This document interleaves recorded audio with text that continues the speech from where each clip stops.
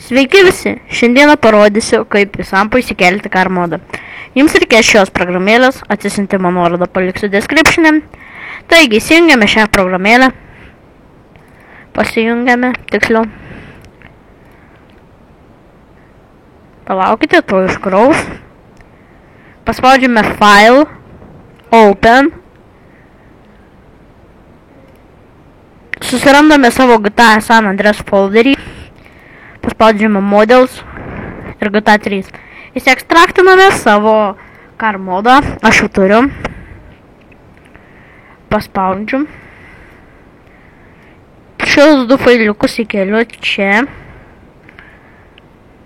Paspaudžiu File, Save, File, Exit. Viskas.